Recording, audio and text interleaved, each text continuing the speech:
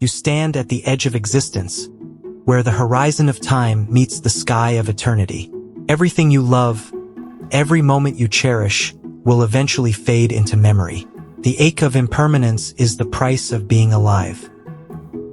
Consider the threads that weave your life together. Relationships, passions, dreams.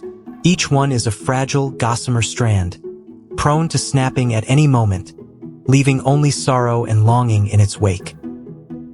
The inevitability of loss is a weight that presses upon your heart, a constant reminder that nothing lasts forever.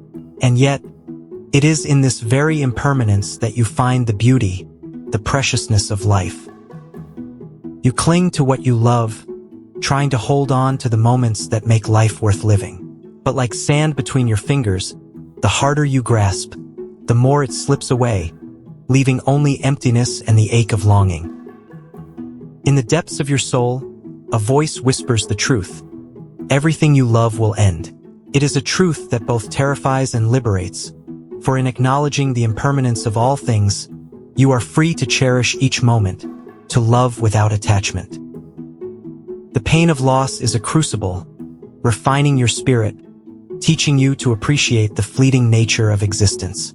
It is a lesson that can be learned only through experience, through the trials and tribulations of a life lived fully. As you navigate the twists and turns of life's journey, you come to understand that loss is not an ending, but a transformation. It is a doorway to new experiences, new loves, new moments of beauty and wonder. And so, you walk the tightrope of existence, balancing between the joy of loving and the pain of losing. It is a delicate dance, one that requires courage, wisdom, and an open heart. For in the end, it is not the years that you live, but the life that you live in those years. You find yourself clinging to the things that bring you joy, as if their presence is what gives your life meaning. But in doing so, you also invite the ache of impermanence. The fear of loss becomes a shadow that follows you. Attachment is a double-edged sword. It allows us to experience the depths of love and connection, but it also renders us vulnerable to the pain of separation. To let go is not to diminish the beauty of what you have loved, but to acknowledge that its beauty was never truly yours to possess. In the stillness of solitude, you may come to realize that the only constant in life is the inevitability of change. It is a truth both liberating and terrifying. You must learn to cherish the fleeting moments, to hold them gently, like a breath of winter air that disappears as soon as it's grasped. The paradox of human experience. We yearn for permanence in a world that is fundamentally ephemeral. And yet, it is in this fragile dance between being and non-being that we find the essence of life. As you navigate the complexities of attachment and letting go, remember that the heart is capable of both profound love and profound release. It is a mysterious, resilient, and ever-changing landscape. And so, you come to understand that everything you love will end, not as a cruel fate, but as a reminder to love more deeply, more fully, in the time that you have. The beauty of impermanence lies in its ability to transform your very existence. Your favorite book, worn and loved, will eventually disintegrate into dust. The sunsets that painted the sky with vibrant hues will one day give way to a darker palette. The melodies that brought joy to your heart will, in time, be nothing more than a distant memory. Yet, it is in the acknowledgement of impermanence that we find the beauty of the present moment. For it is in the fleeting nature of life that we come to appreciate its beauty, untainted by attachment. In the impermanence of all things, we find the freedom to let go and live in the now. And so, we must cherish the time we have, not for what it may bring in the future, but for what it brings us in the present. For in the end, it is not the length of our days that matters, but the depth of our living. Life, in its fleeting nature, teaches us to cherish the ephemeral bonds we form. We invest ourselves in connections, only to watch them unfold and eventually fade like a dying ember. In embracing the transience of life, we're not just accepting loss, but also the precious moments that make each experience worthwhile. For every heartbeat we share with another, there's an undertone of impermanence that reminds us to be present in each moment. Transience becomes a catalyst for depth, forcing us to explore the richness of human connection beyond surface-level relationships.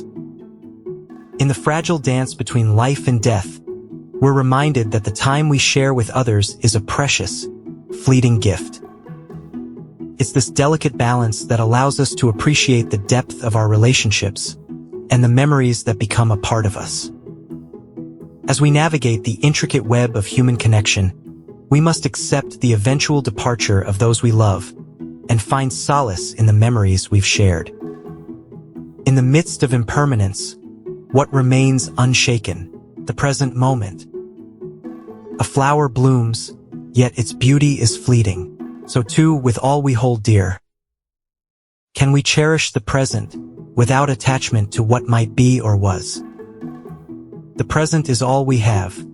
It is the thread that weaves together the tapestry of our lives.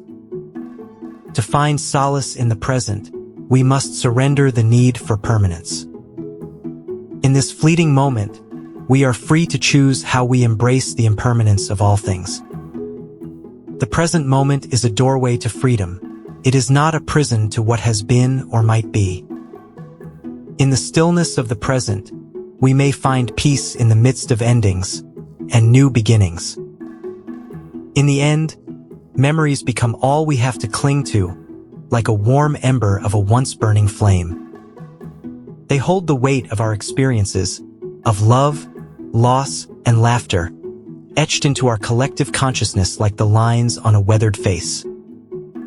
Memories are the threads that weave together the tapestry of our lives, telling the story of who we were, of who we loved, and of what we valued.